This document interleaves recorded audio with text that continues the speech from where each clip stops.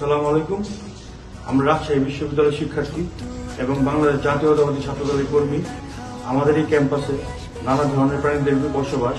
আমরা বিশ্বাস করি এই সকল প্রাণী আমাদের ক্যাম্পাসেরই অংশ।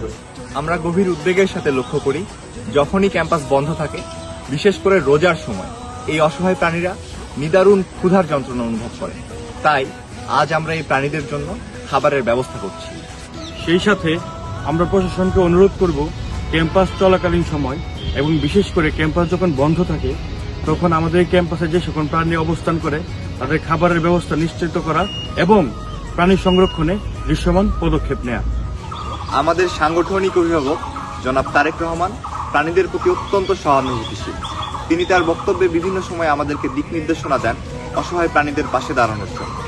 তারই দেখানো পথ অনুসরণ করে বলতে চাই, বাংলাদেশ জাতীয়তাবাদী ছাত্রদল রাজশাহী বিশ্ববিদ্যালয় প্রাণীদের পাশে থাকার জন্য শুধু প্রতিশ্রুতি নয়, কার্যকর পদক্ষেপের মাধ্যমেও সাধারণ শিক্ষার্থীদের সাথে নিয়ে ক্যাম্পাসের অসহায় প্রাণীদের পাশে দাঁড়াবে। যদি করে দেখাও আজ, সাথে আসবে সবাই, তুমি করো আওয়াজ। ছোট্ট একটা কাজ যদি করে দেখাও আজ,